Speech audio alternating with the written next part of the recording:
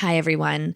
I've had to restart this episode 3 fucking times because my computer is literally about to explode, and I don't want to blame the Scientologists, but I did have a bit of a sticky situation in Clearwater, and I made a lot of John Travolta and Tom Cruise semen jokes, and now I feel like I'm being targeted by the Scientologists. Am I being a little paranoid? Yes. Was my venue in Clearwater also haunted by a homosexual stage manager? Yes.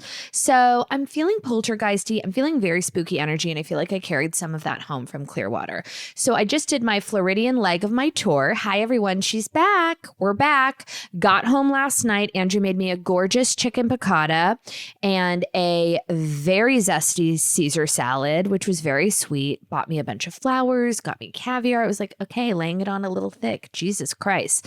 But I had a great time in Florida. If you hear like a weird humming in the background, I've had to re-record this episode 3 times because my computer is like steaming and smoking and sparking, and I am going to go to the Apple store. Am I going to go to the Apple store? Of course I'm not going to the Apple store. I'm probably going to take a hammer to it and then drown myself in the dolphin pool because I just can't believe this is fucking happening. There she goes. Listen to this. Listen to this. We're going clear, everybody. Okay, so let's talk shit about Florida for a second. It is a glorified swamp. Now, obviously, you don't know... You do know that I'm not super familiar with geography, but my dad came with me on this leg of the tour with me and Josh, and that man knows so many facts about so many things that don't fucking matter. He's telling me about the architecture in Florida. He's showing me the water where the seawater meets the natural water and the what that's called, and then taking me to the oldest Cuban restaurant where the Cuban sandwich was invented, and then showing me that, everything. This man knows so much. I said, Dad, when we finally got to Fort Lauderdale after a 4.5-hour drive of my dad showing me the Panther Retreat, the crocodile, Alcatraz, talking about the wildlife, talking about the tsunamis, talking about the Spanish moss on the buildings, talking to me about everything. I was like, Dad, I want to know something. Do you pursue these facts, or do they fall into your lap and then you take them with you on your journey? Or are you on YouTube just looking at videos about everywhere you go so that you can slip them in casual conversation? Because I got to tell you, it's not fucking landing. It was actually, besides all the useless facts, I have a very open and honest relationship with my father. We're very close. So I can look at him very lovingly and be like, Dad, Lilas, but if you utter one more fact about Tampa, I will bash your skull in. You know what I mean? And we have like nonverbal hours, and it's all of the things. Okay. So on our 4.5-hour car ride journey to Fort Lauderdale, we finally check into our hotel. Beautiful hotel, and every single person that is staying there is going to my show. So I felt like the bride at the Fort Lauderdale Four Seasons. Actually, the towel man, Manny, who I want to open mouth kiss. I loved him so much. You know, when you see someone that just has like a cute face, you know, when you just like, it's not even like an attractiveness thing. Someone that just has like a sweet face with gentle eyes. Like I was yearning for that so much after the Clearwater experience. Okay. I do think that they've tapped my computer and they're following me. So if you never hear from me again, like just like look for a bitch with a scrunchie in Clearwater, and it's me in a vest. My takeaway about the Scientology hub of America, which is Clearwater, Florida, is that A, they do a fantastic Chinese chicken salad because they own all the buildings in Clearwater. Okay. They own all the apartments, all the buildings, all the retail, all the restaurants. Did I order a Chinese chicken salad and a hot honey flatbread from the Clearwater Grill owned by the Church of Scientology? Yes, I did. Did they also have a gorgeous coconut shrimp? Yes, I did. Yes, they did. Okay. I don't know. Did I look out the balcony of the venue and see a completely vacant apartment building with blackout windows? Yes, I did. Did I see hundreds of innocent souls walking around with a necktie, little neck scarves and vests, leaving the Church of Scientology headquarters? Yes, I did. Hundreds of them. Young, okay? Young and fresh. And I've watched all the documentaries. No shade. Live your life. Do you, Becky Minkoff. But I have so many questions. For a religion, I'm winking, that claims their whole tagline is going clear. I find their mission statement to be slightly opaque, if you will, just like the windows of all of their buildings and their vans. Not clear, okay? Not transparent, not frosted, fully opaque, okay? 100% opaque. I hope that's the right word. Spooky, okay? It's spooky over there. Thank you for everyone who came to that Clearwater venue. I feel like we trauma bonded, okay? I'm sorry for the jokes about Tom Cruise's semen. We're not going to get into it. I'll never again. Not going to repeat it. Then we went to Fort Lauderdale and I had my bat mitzvah by the pool. I said to my dad after our long, treacherous journey, I said, Dad, if you tell me one more fact about the state of Florida, I will drown myself in the waters here. So we need to go nonverbal. And he's like, okay. So we go to the pool. My dad puts his AirPods in, starts watching his weird YouTube Floridian restaurant review videos. And instantly I sit down, I'm seated next to two girls coming to the show. And I have to say this, and it sounds self-gratuitous and gross, but these women that I met, specifically, I mean, I loved the Clearwater crew, by the way. You guys were fucking ready to goddamn rumble. I think the Florida crowds could have been my favorite thus far. The energy was just there. Everybody that I've met at these shows, for the most part, there's been a couple that are a little kookadoodle-doo that are like, I don't even know if they knew they were at a show. I mean, they were giving pretty heavy meth energy or just like fully comatose. But the people that I have met are so wonderful and normal. And like, I really realized it when I was in Fort Lauderdale because a lot of the women were staying, women, husbands, boyfriends, the run of the gamut. They were all staying at the same hotel and it had a very small pool area. Manny, the pool man, asked me, he's like, are you getting married here tonight? And I was like, not no, Manny. And you might be the lucky fucking groom. Okay. Because I sit down, these girls say, hey, we're coming to the show tonight. I'm like, oh my God, where'd you come from? People are flying in and I appreciate it so much. Like that is like the nicest, like I can't even tell you how much I appreciate people that have like left their children, grabbed a girlfriend, grab your florals and like flown to come make a weekend out of seeing these shows. And I've really like bonded and I just am having such a fun time meeting everybody. And I'm being sincere. I'm not even being full of shit. I mean, Rachel and Rebecca, I met them by the pool. She's redesigning her living room. She's doing some shelving. She was at Home Goods the day before she left for the show. She's showing me all of her accessories. We're talking strategy. Then I meet Kristen from Buckhead and her daughter. They're doing a mother-daughter trip. I meet the husband. I mean, I met everyone. Okay. My dad looks over at me. He takes his earpods out and he goes, you just can't fucking help yourself, can you? And I'm like, what do you mean? He's like, you said you didn't want to speak to anyone for 4.5 hours. And now you're like slugging rosé redesigning shelves with people. Like you just can't because I like everyone that I'm meeting.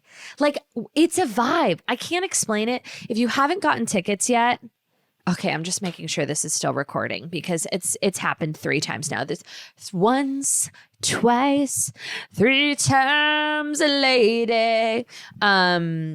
What was I saying? If you haven't bought a ticket yet, we have a few seats available. I think we're at like 85% for the Dallas matinee that we added at 3 p.m., which is going to be unfucking believable. And then we have only individual seats. I think we have 10 seats left at the Chicago show, which is our biggest show. And I love Chicago. I love the people of Chicago. So I'm really excited about that one. If you're trepidatious about going to these shows alone, please don't be, because I've met people that have gone alone. Actually, I met these 2 girls specifically in Clearwater. Okay. They came to the meet and greet and they're like kibitzing and talking to each other like they're sisters. So I said, oh my God, are you guys sisters? They're like, no. I said, are you best friends? Where are you from? Trying to get like the lay of the land. And they're like, no, we literally met like an hour and a half ago.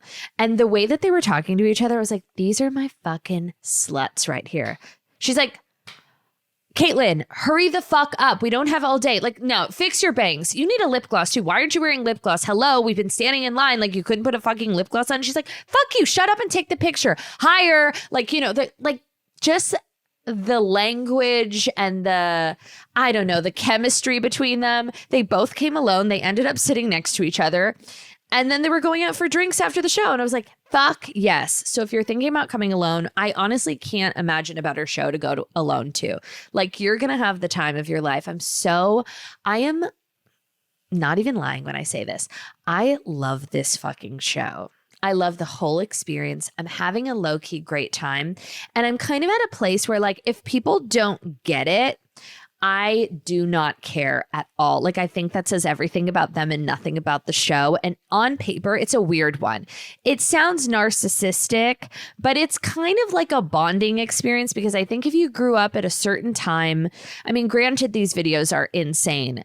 One of the girls who I met at the hotel, I was talking to after the show, and I was like, is it worse or better than you expected? She's like, the videos are way worse than I had expected, but I had a gay all time. And I said, I'll take it, Becky. Thank you so much. Thank you so much. Go to thebitchbible.com/tour. I'm going to keep it 100 with you, okay? When I first heard about Magic Spoon, I was, como se dice, skeptical, okay? The chances of it being high protein and zero sugar and tasting good seemed kind of unbelievable. I was expecting the most cardboardy, chemically cereal ever, but let me tell you, it's actually so good. Magic Spoon makes high protein, zero sugar cereal and treats reinvented from your childhood. Talk about the nostalgia, okay? What was the most exciting about finding this for me was that as a kid, we were not a household that had like a lot of those sugary snacks or cereals, and I always craved them. So jealous. And now I get a taste of nostalgia with none of the junk, okay? Every serving of Magic Spoon high protein cereal has 13 grams of protein, 0 grams of sugar, and 4 grams of net carbs. They come in nostalgic flavors like fruity, cocoa, and frosted treats. Magic Spoon's high protein treats are crispy, crunchy, airy, and easy way to get 12 grams of protein on the go. I love the marshmallow flavor, the chocolate peanut butter, the dark chocolate. Andrew has been breaking into my supply, and I'm going to club him at the knees. Get $5 off your next order at magicspoon.com/bitchbible, or look for Magic Spoon on Amazon or in your nearest grocery store. That is magicspoon.com/bitchbible for $5 off. As summer winds down and the chaos of back to school season ramps up, are your healthy eating habits slipping due to convenience? Skip expensive takeout and unhealthy options. Home Chef delivers fresh ingredients and delicious meals directly to you. Save money and simplify your routine with flavorful meals everyone will love. Home Chef delivers fresh ingredients and chef-designed recipes conveniently to your doorstep to simplify your cooking experience. Users of leading meal kits have rated Home Chef #1 in quality, convenience, value, taste, and recipe ease. So whether you want meal kits with pre-portioned ingredients, quick 30-minute recipes, oven-ready options, microwave meals, or a dedicated family menu, Home Chef has you covered, okay? They also have a new 5-ingredient meal situation that simplifies prep with super easy recipes, just using 5 fresh pre-portioned ingredients, okay? There are so many meal kits right now. It's so hard to tell which one. Home Chef is incredible. And for a limited time, Home Chef is offering my listeners 50% off and free shipping for your first box plus free dessert for life. Go to homechef.com/Bible. That's homechef.com/Bible for 50% off your first box and free dessert for life. Homechef.com/Bible. Must be an active subscriber to receive free dessert. Now, I've been waiting for 2 weeks to talk shit about Madi Prewett and her rat-faced, rosacea-clad, limp dick, little liver-spotted husband. Here's the thing. If you're gonna be annoying and stupid, at least be hot. Like, Madi Prewett is an attractive young woman. Her husband I can't even compliment him with a mashed potato face. He looks like a weeble, like a little egg. He looks like an egg with a side bang and like a fleshy micro penis. Like, I just imagine him. He's like a worm. Okay. He's a little inverted baby dicked worm face. Okay. With an overbite and googly eyes. Ugh, I hate his face so much. I can't help it. And they're under fire recently because they said some weird shit on their podcast. You know, with Madi Prewett and her husband, there's it's a level of smugness and kind of self-inflating pedestal platform of morality that I think is really off-putting. And I'm going to say something controversial. I was having a long discussion about this with a friend recently, and I think like the Sydney Sweeney of it all, we're going to get into all of this because a lot has happened over the past week, okay? How do I say this tenderly? I think that people who live differently than you, think differently than you, practice differently than you, makes the world go round. You know, I like the variety and I like the conversation. And I think that if someone's a good person and practices what they preach, I'm all on fucking board. Doesn't matter what religious, what political affiliate. You know, I think that there's versions. And I think we've kind of gotten into this my way or the highway mentality. And obviously there's like there's a morality, there's like morals and ethics that come into this, and it's layered given the context of what we're going through now in the political landscape. But across the board, you know, I have friends that are Republicans. I have friends that are Catholics, Christians, Muslims, Mormons. I've got a pick of the litter, okay? And if I know someone is a good person, I co-sign on whatever they choose to do. So I don't want this to get misconstrued as like me bashing Madi Prewett and her husband for their religious affiliation, because that's not what's happening here. I think that the reason they get so much shit is because it's like the same thing with Candace Cameron.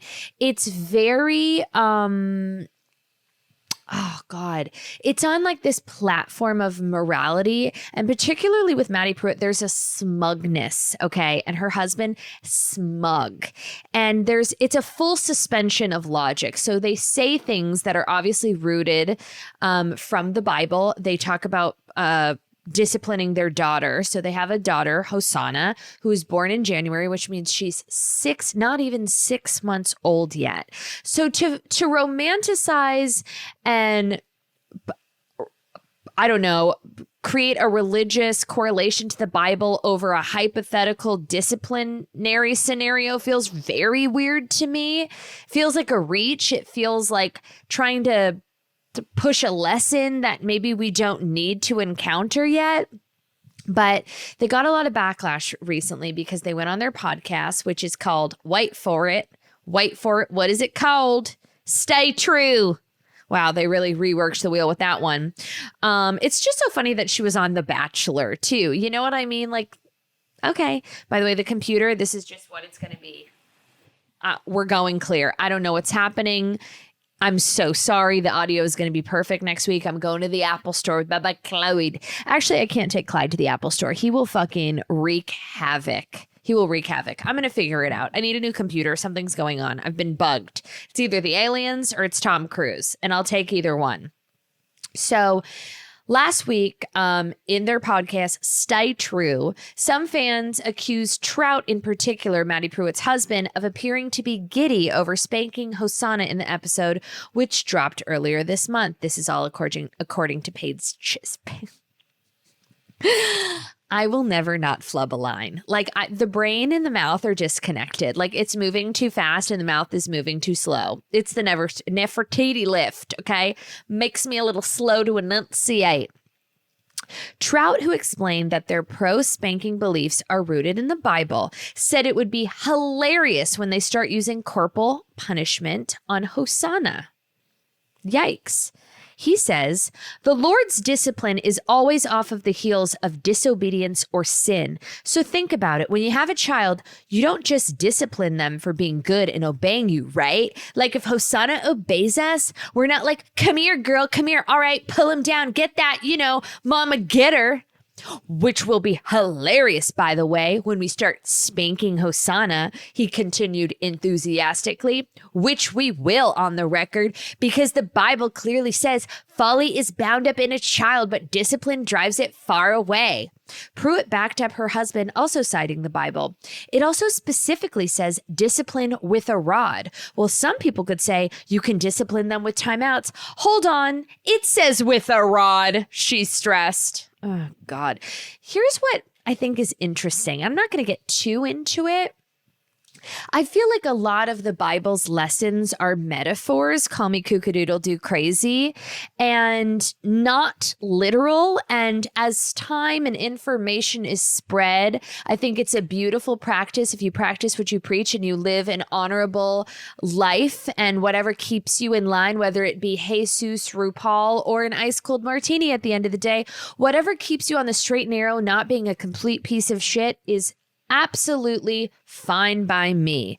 It's when we start putting ourselves on morality platforms and not even conceding to the idea that maybe things could be different, or maybe it's a metaphor, or maybe it's not so literal, or maybe we go back to the drawing board and maybe just like take a beat and think about what our own personal connection to the universe is. Like maybe we just zoom out, as I like to say, just a little bit and not be so myopic with our views. And I say that to everybody, everywhere, from all facets of life. Like I think it's important to just go through life thinking maybe not everything is as it presents.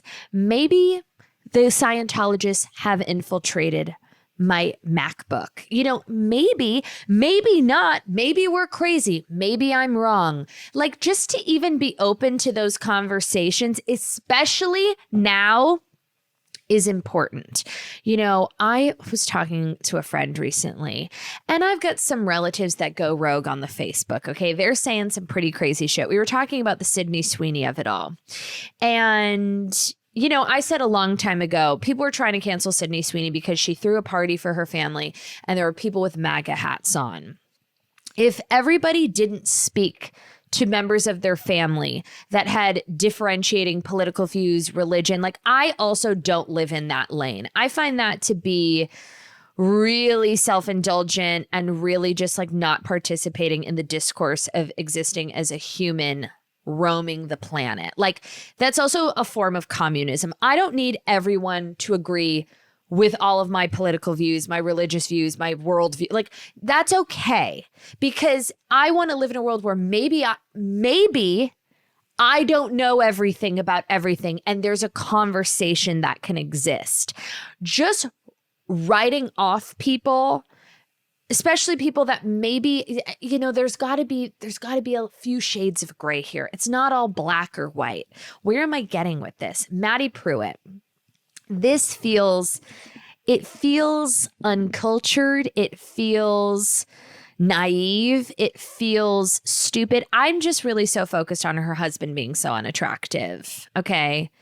And something about, I mean, their baby's 6 months old. Anyone that has a baby, especially like a 6-month-old, they're glorified potatoes. Like, why don't we just like cross the bridge when you get there? Like, why are you so excited and getting like visibly a pep in your step over talking about getting the rod?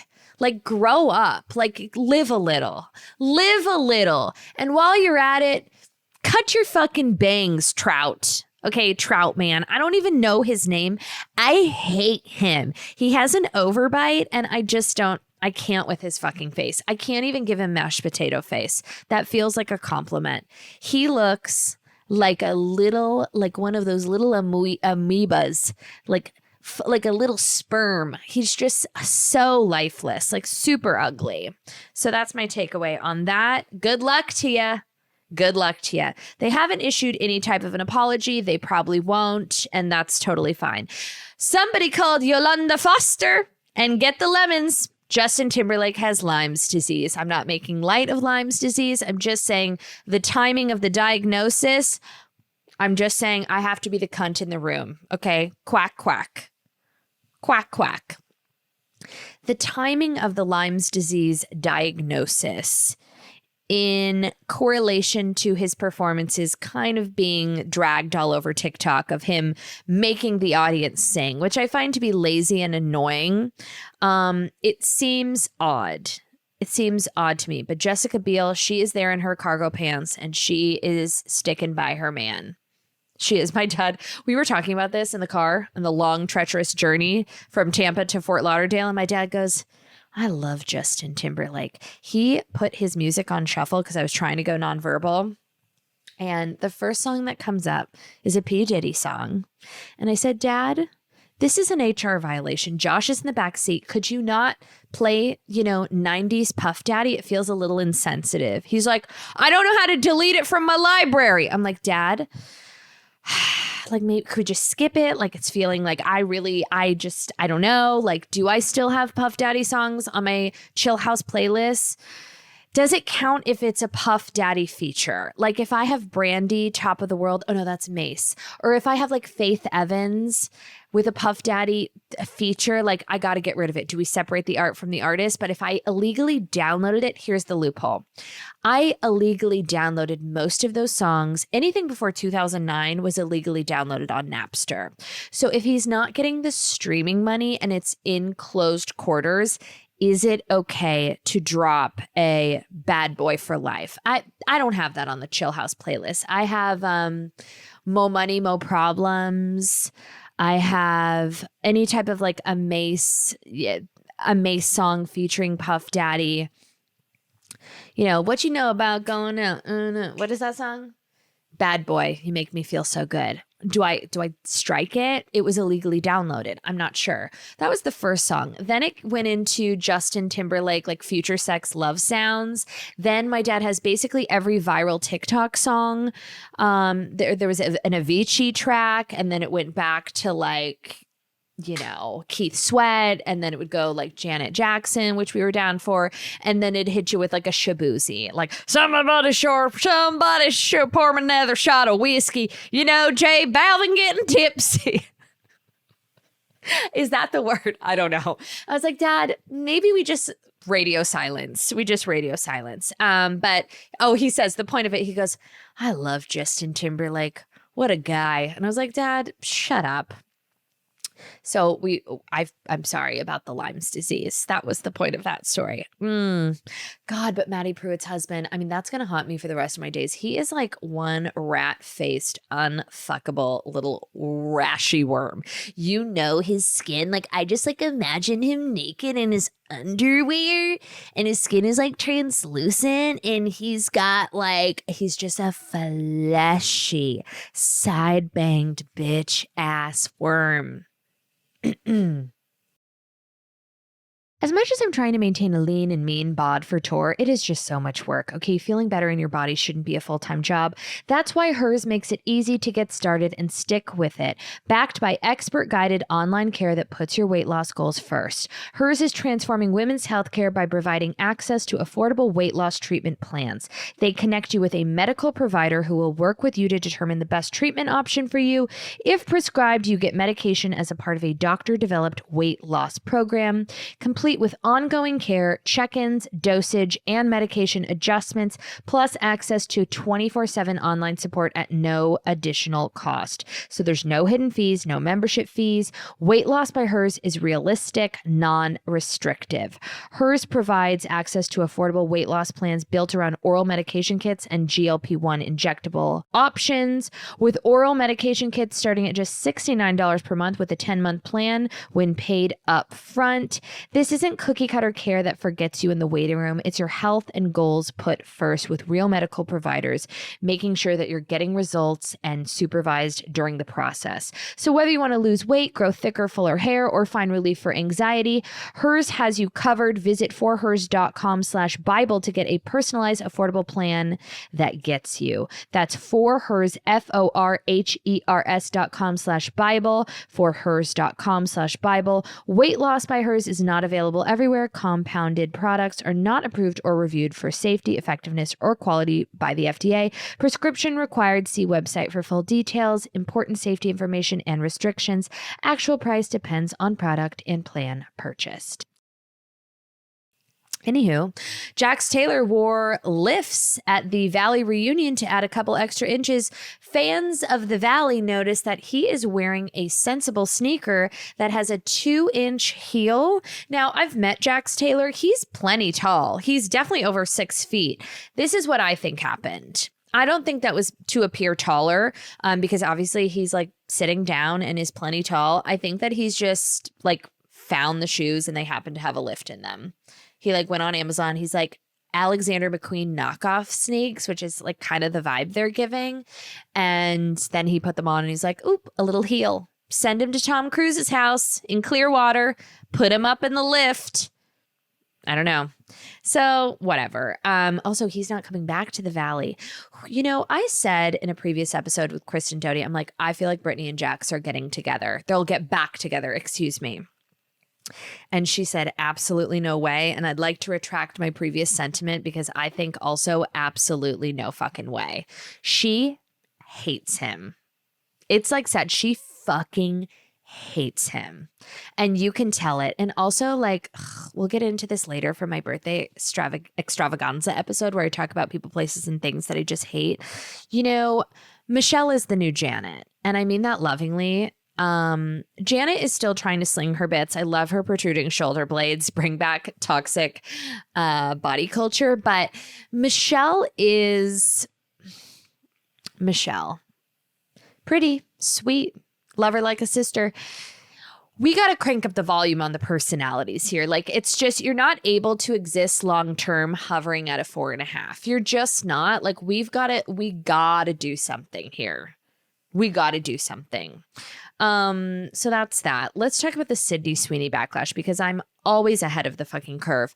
We talked about Sydney Sweeney saying no to endorsement deals. We talk about it basically every single week. Come from a place of no. It's the reverse Bethany. Let's be selective. So she comes out with this American Eagle commercial talking about her genes, a double entendre. She's obviously talking about her genetics, her tits, her hair. She's pretty, whatever.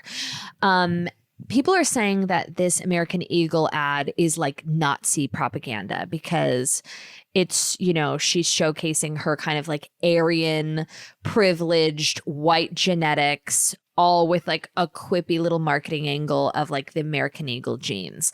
I think a stupid person thought of this ad campaign and probably didn't think about how it could be misconstrued. Do I think it's Nazi propaganda? No, I don't. She went on Instagram. She was crying about the backlash. She's in a yellow butter headband, you know, singing karaoke with her Euphoria stars. I am not someone of the belief that like we can cancel people solely based on their political views. I know that's like a very hot take. People don't like it. I think that there's levels. Like I said earlier, there are levels. If you're a white supremacist or a Nazi, like, I'm not gonna fuck with you, but if you voted for George Bush in 2008, I'm not gonna not speak to you ever again. I'm sorry. If you'd like to light my house on fire for saying that, like, I have relatives that do not align with my political views necessarily. Am I not going to speak to my deceased mother's lineage because they voted for George Bush in 2008? Sorry, you got the wrong girl. We've got to find some form of a middle ground here. It's getting us or them. It's getting too black or white. We need some shades of gray. Dissimilarly, let's get back to the Sydney Sweeney element of it all. I think a stupid marketing bro wrote this fucking ad copy and thought it was genius and sexy and like kind of giving old 90s like Coca-Cola wink wink ads, and the wink wink instead of the tits is the Nazi propaganda, and it's just probably not of the times given the political social climate. But what's really crazy is that American Eagle is up 300% in sales. So it speaks to like this whole other question: is all press good press? Clicks are clicks, likes are likes, sales are sales. I just think it was kind of stupid. And actually, in comparison, remember there was the ad that Kendall Jenner did for like Diet Coke or Coke Zero that like the internet exploded over. And I mean, is it dissimilar to that? I don't know. I do very much think that it was supposed to be a wink, wink, like, look how hot I am and these are my jeans. I don't love it.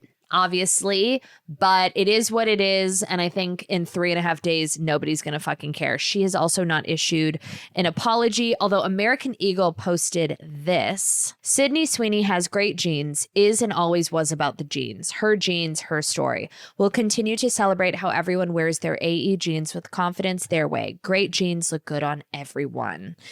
And they're just forward pedaling blue jeans for summer days. It's all about the jeans, more Sydney Sweeney with the jeans, which I think is probably the right marketing strategy, because if that was their intention and it's being misconstrued, an apology isn't necessary and they're just going to keep it moving. It's interesting, though. It is crazy. I mean, now that everybody has a platform, a TikTok, a keyboard, and like more information, it is wild how like ads in the 90s, you know, they didn't get this level of backlash because not everybody had the opportunity to like voice their opinions so violently and openly. And yeah, it'll be interesting to see how this fares in the next week. Oh my God, this is so wild. You guys, you know how I think I'm bugged? I'm literally bugged. So I went on ChatGPT because I'm trying to do pop culture news with Jackie. And I said very, very cleanly, clearly, and concisely, please send me the top pop culture news stories from the past week. And they proceeded to send all of these news stories, but I don't think any of them are real. Like, is she fucking with me? Okay, listen to this. We're going to cover them, but like, just know that I'm fairly certain that none of these stories are actually real. And I'm confused because I didn't ask for fake stories. Okay, she gets me. She's fucking with me. Ariana Grande and Ethan Slater's surprise wedding. They reportedly got married quietly in upstate New York. Sources say no one was invited except their agents and 2 very nervous dogs. Okay, she's fucking with me. Weird. Okay, she's listening. Timothée Chalamet confirmed for the Hunger Games District Zero. He's playing a young President Snow's rebellious cousin. The internet is torn between excitement and franchise fatigue. That one sounds like it's real. But I keep Googling this and I'm not getting any traction. I'm not seeing anything, okay? Kim Kardashian went on a spiritual sabbatical. She posted a cryptic caption about cleansing her soul in Bhutan while wearing full Balenciaga, sparking a trend of pilgrimage core. That is funny. By the way, I love a spiritual retreat. I know so many bitches that go on these spiritual retreats. They go to a Free People, they go on a spiritual retreat and they come back, you know, better than ever. And it's like, honey, like you couldn't be more broken. We all know it. Now you're just poor and broken because you went and uprooted your life in Tulum for 3.5 weeks. But it's not giving, it's not giving together. It's not giving focused. It's not giving healed. It's not giving stable. Let's just say that. Not giving stable, but God bless her. Beyonce's Cowboy Couture Tour breaks fashion and ticket records. The Western meets space glam aesthetic is now influencing New York fashion runways. Think rhinestone fringe, cyber spurs, and horse holograms. Well, yeehaw, giddy up, cowgirl. I would like to go to the Cowboy Carter Tour. I don't know why I'm not going to any fucking concerts. Probably because I'm just so brittle and broken and like need to go nonverbal and hibernate. And I've got so many concerts in the park. But the fact that I missed the Lady Gaga concert, it does hurt me a little bit because I'm nothing if not a monster for life. I do think Lady Gaga is the greatest star of our time. And I think what separates her from so many other artists is that her willingness to be transparent. I think that what we see is what we get. And there's an earnestness that comes through. There's something, even though she's got all the music videos, the costumes, the glam, the aesthetic, you know, the curation. Lady Gaga has a rawness to her as a pop star that we just don't see with others. We don't really see it with J-Lo. Beyonce, I love. I think she's unfucking believable, but I'm just thinking of touring artists right now. There's definitely like a boundary with her and the Fonz.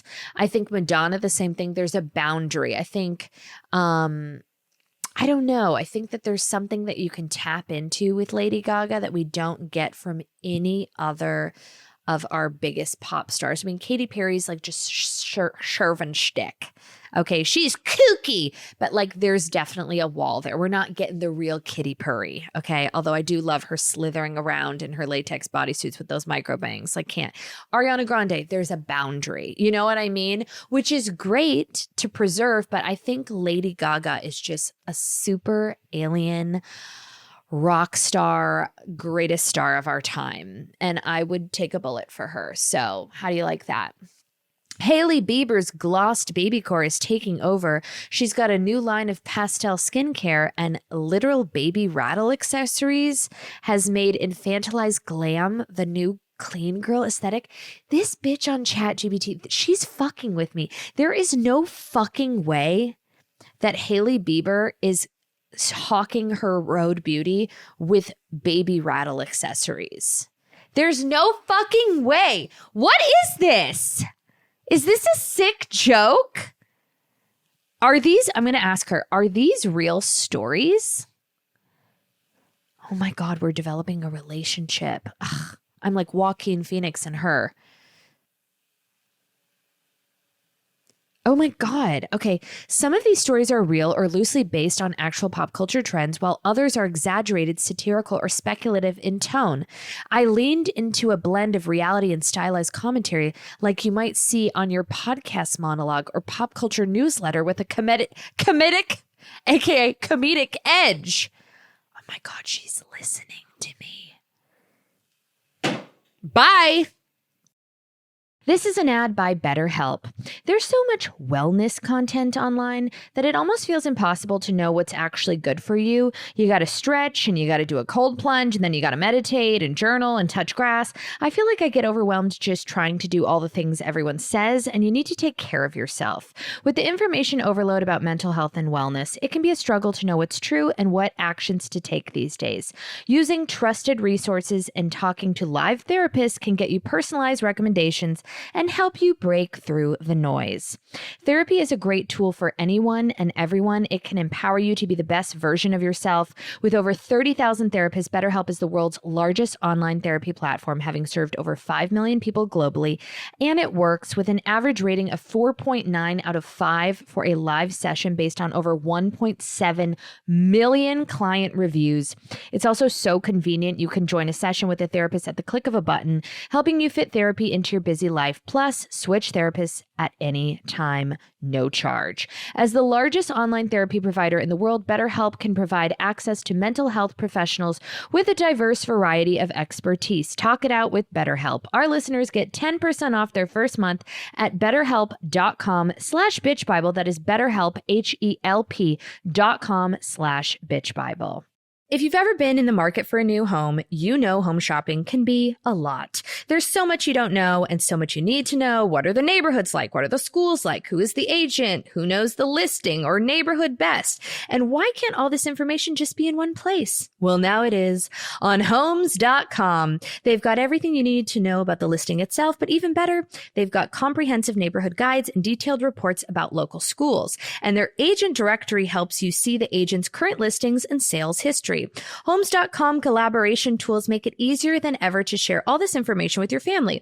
It's a whole cul-de-sac of home shopping information all at your fingertips.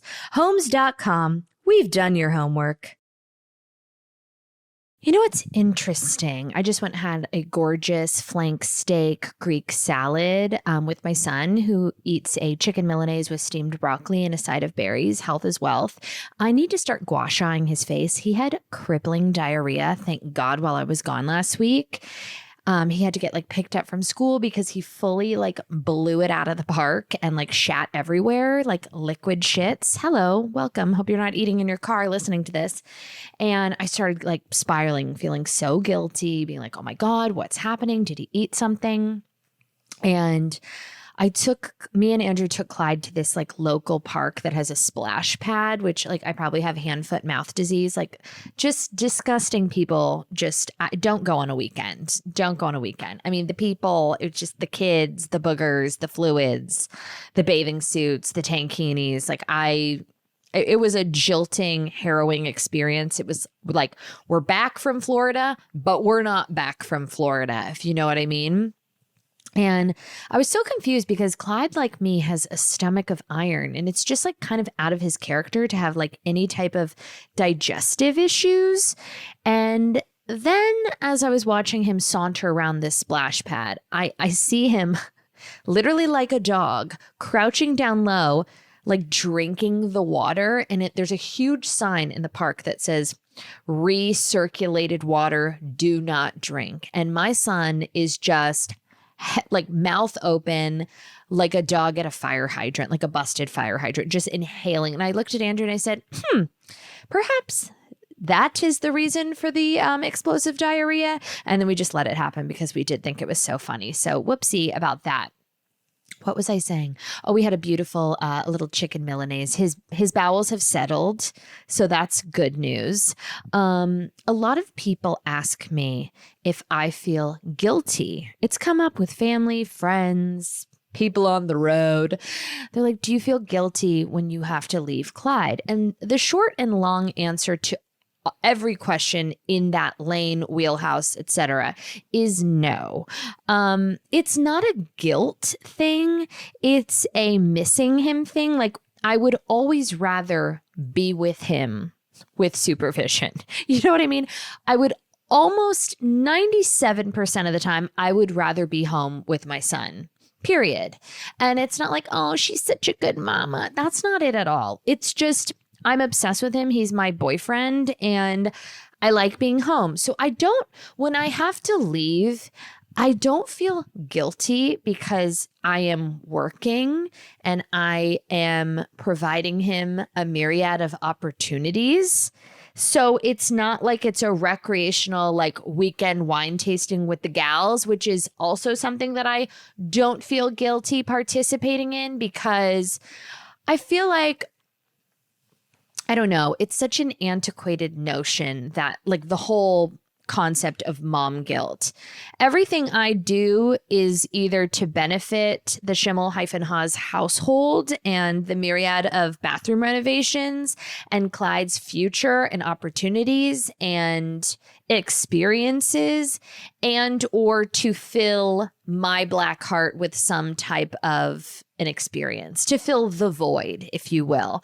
So nothing is done entirely in self-gratuitous nature. It's always with the hope of funds and or fun. And I don't feel guilty. And it's so weird because like nobody asks a dude that, not to like play Gloria Steinem here, but you know, the Schimmel-Haas household is on tour and has been on tour. I don't think I've mentioned this on the podcast, but Andrew is also staggering with my schedule and on tour. So for instance, I was able to kind of like syndicate. That's not the word. I was able to coordinate. I like the word syndicate though. Put it on Jackie Loves. I love that word. I'm going to work that into a bit. And by bit, I mean, not a bit, just like a sentence. I was able to kind of coordinate my tour with Andrew's necessary work responsibility. So like for Boston, we wanted to go see Teddy and Thomas Rhett, and Andrew works with them. He's going on tour with both of them moving forward to work on music. So I was able to like book that sad Civic Center Boston show so that I could be there, so we could be there, so we could do the thing. I was gone 10 days, came home, left again for 4 days, got home last night in T-minus 24 hours. This is what gives me little tingles, okay? And just close your eyes and nod if you fucking relate. So I've been complaining because I was, in Florida, Tampa, my hair, ready to shave my head, mosquito bites, all the things. But, living the dream with my gals at the Four Seasons in Fort Lauderdale. It could be worse, right? So I get home and 24 hours later, Andrew has to fly to buttfuck nowhere to join Teddy Swims on tour and sleep in his tour bus in a glorified bunk bed coffin. And the thought of him just like sweating his balls off in a tour bus, sharing a bathroom with a bunch of bros in the middle of nowhere, does give me a gay old chuckle. You know what I mean? So then Andrew goes on tour for a week. Then he comes home for a day. We spend a day as a family. Then I go for another only 3 days. And then I come home. We're all home for a couple weeks. And then Andrew leaves again to join an artist on tour, living in a bus. You know what I mean? So we're busy. We're on tour. Okay. We're a touring family. We're like the Partridge Family. But nobody ever asks Andrew, do you feel guilty? And I think his response, ironically, would be yes, which is the funniest part about all of this. But do I feel guilty? No, I think he's going to be just fine. He's going to be just fine. But thank you for asking. So annoying, right? Here's some fun news. Brooklyn Beckham and Nicola Peltz have renewed their wedding vows after 3 years of marriage amid alleged family feud. Yet another headline flubbed by yours truly. So this is weird. So Brooklyn's not speaking to anybody in the family. You know, there's the lore of was it Mark Anthony or somebody at Brooklyn and Nicola's wedding called Victoria Beckham like the prettiest girl in the room or something. And Nicola was, driven to tears, and now Brooklyn is standing by her. I have heard that she's the biggest cunt in the Western Hemisphere, and not in a good way, in a bad way. So, she doesn't sound great, and he seems sweet but misguided and extremely whipped, which usually I'm on board for, but to alienate your entire family feels a little drama. Similarly, to renew your vows after 3 years feels like a fucking death sentence. So maybe they have a reinvigorated love for each other because they're so ride or die, and they've just, abandoned all their previous pre-existing. I can't. Okay. Like, Jackie, you are so painfully stupid. You are painfully stupid. Anyways, they've renewed their vows, and I hope they live a long, happy life together, because if they don't stick it out, their family's going to be like, fuck you. Remember, also, there was like that whole lawsuit with Nicola Peltz and the wedding planner saying that she was verbally abusive, and then they exchanged all those crazy text messages. Google it if you haven't. I'm pretty sure we've talked about it extensively on this podcast, but she seems like a nightmare. He seems like a little bitch ass, and maybe they deserve each other. So mazel tov to the Beckham Peltzes, okay? Anyways, I'm going to go take a bath with my toaster oven. Thank you so much for listening to the Bitch Bible podcast. I will be refreshed and rebuked next week. So stay tuned for that, everybody. Thank you so much. Love ya. Chit chat later. Goodbye.